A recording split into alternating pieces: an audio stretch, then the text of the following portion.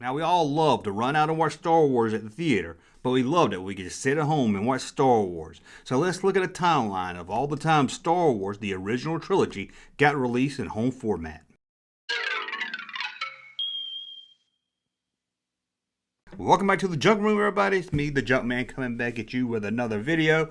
And what are we going to talk about today? Well, we're going to look at all the times Star Wars was available to watch at home. It was an exciting time. Sure, again, like I said in the teaser, we love to run out and see Star Wars, but it was nice when you could just watch it at home, pop in and watch a scene, watch Luke and Vader fight, or whatever you wanted to watch. You could even watch Han Solo shoot Greedo first. Let's look at all the times the movie was released in home format, going all the way back to 1977, with the Ken Films release. These were mostly just clips, kind of like a best of, released on Super 8 film. There was a couple of different versions you could get, black and white, color, one with sound, one without sound, just depending on your home setup or your film projector, which one you wanted, or how much money you wanted to spend. And I can remember as a kid having one of these reels, setting up the film projector.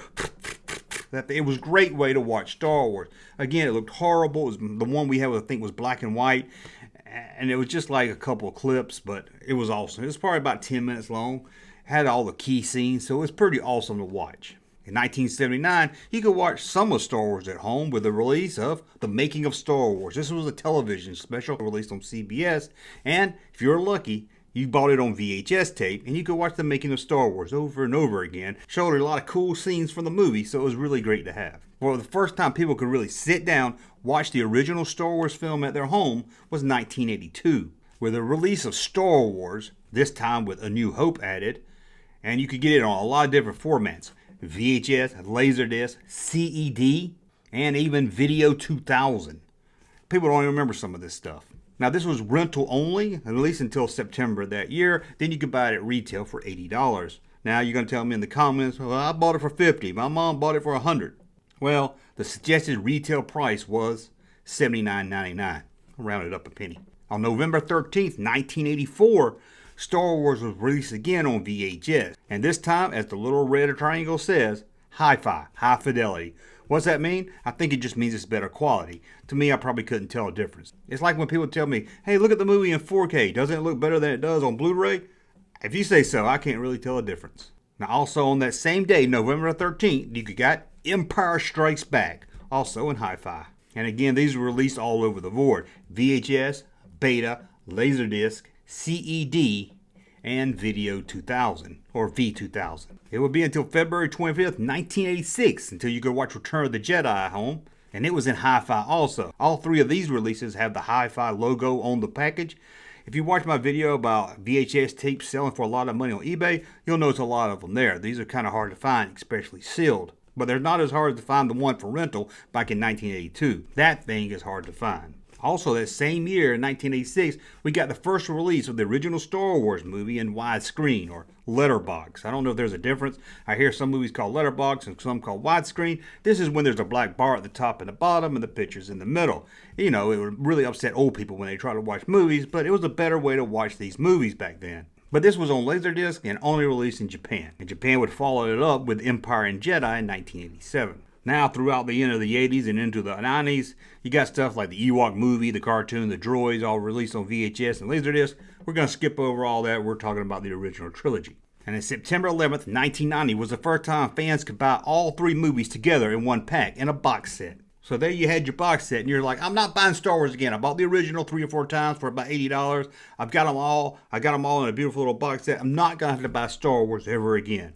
Oh, yes you are. Yes you are. That's because in 1982 they released another box set, but this time you could get all 3 movies plus the making of the saga called From Star Wars to Jedi, The Making of a Saga. And this was the first time you could get all 3 films on VHS tape in widescreen or letterbox. Again, we talked about what that was, but these were beautiful. I had this one here, as you can see, sitting right back here. It's a beautiful box with a hologram of the original Star Wars poster on the front.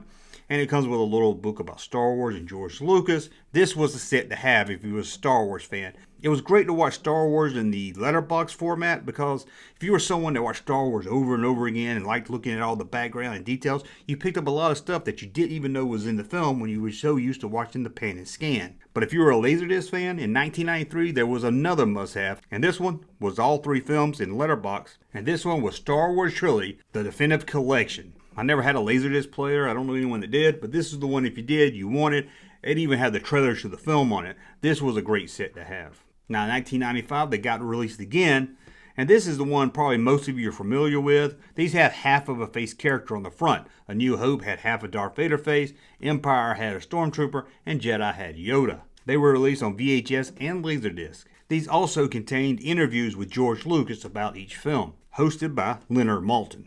You know, the guy from E.T. No, not the movie E.T. Entertainment Tonight. You know, back when they talked about movie news and stuff before it was all about gossip. Anyway, these are the face boxes, and this was the last time the official films were released in its original format. And although I said original format, that's really not true, as each time they were released there was something tinkered with it. But this is the one that was released before Special Edition. And in 1997 we got the VHS release of Star Wars Special Edition in 2 different box sets. The silver Darth Vader widescreen box and a gold Darth Vader pan and scan box. Each of these came with all 3 movies, but you could buy them by themselves also. And then a year after all the hype of The Phantom Menace, they re-released Star Wars in another box set. Again, all 3 films in this special edition format. And although they were released on VHS, they was also released on Laserdisc for the last time Star Wars released on Laserdisc. This is the first time I can think of where the actual episode number to the original trilogies were used on the packaging. Of course, this was after episode 1, so it makes sense that each box has episode 4, 5, and 6 on it. Now, as the 90s came to an end and the 2000s came in, everyone was screaming for DVDs. VHS was out. Laserdisc was gone almost overnight. And everybody wanted Star Wars on DVD. And it took us until 2004 to get Star Wars on DVD. All 3 films were released in 2 different box sets. September 21st, 2004. Just like the VHS box set release, the silver was widescreen and the gold was pan and scan. I don't know why anyone that had a DVD player would ever want pan and scan, but apparently they did. Now, December 2005, the box set was updated art and released again. It was the same versions of the film and everything, but it did come out in a new box, so I included it on this video. And it also came in a widescreen release and a pan and scan. But this was the last time released in pan and scan. Thank God, it was finally gone. And on September 12, 2006, Star Wars again was released. This time, each film separately. Best thing about these, they had the original versions of Star Wars. And I'm talking the original versions here. It was before they even added A New Hope. Each film had the special edition or the original cut. Although the quality wasn't enhanced or anything, it was just copied off the Laserdisc release. But it was still nice to have this feature. Now, on November 4th, 2008, you got re-released again the same DVDs, this time in a new box set. But by this time, people were starting to scream for Blu-ray. We want Blu-ray! And guess what? You got your Blu-ray. On September 16th, 2011, the original Star Wars trilogy, Special Edition, was now released on Blu-ray in a beautiful box set. If you picked up the beautiful box set, it was all 6 films right there in Blu-ray in a beautiful box. Or you could just buy all 3 of the original trilogy films in its own separate box set. And October 8th, 2013, the box set on Blu-ray was released again in a new box. In 2015, a box set of all 6 films were released with the original trilogy in their own steel case. This would have Darth Vader on the cover of A New Hope, the Stormtrooper on Empire Strikes Back, and instead of Yoda on Return of the Jedi like the Faces box, it's replaced with the Emperor. And it's odd, if you buy all 6 films, Yoda's the only one on the cover that's a good guy. And that was it. Finally, we were done buying Star Wars on home video. Now, with the home video market dying out, Star Wars has, of course, been released on Disney Plus and digital download, so I think the days of going to the store to buy Star Wars is finally over. You know, I bought the early pan and scan Star Wars releases, and then I had to buy the widescreen box set, then I had to buy the special editions, then I had to buy the DVD, and then I had to buy the Blu-ray, and I'm glad to say I think I'm finally done buying Star Wars on home format. Even if they decide to release the non-special edition, most of us is going to buy it digitally or stream it on Disney Plus. But I know there's some holdouts out there that's holding on to the physical media. Well, I understand, just not for me.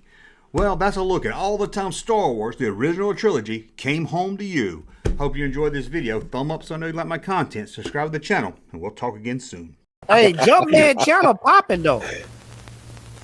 Thank you, sir, for that unsolicited testimony.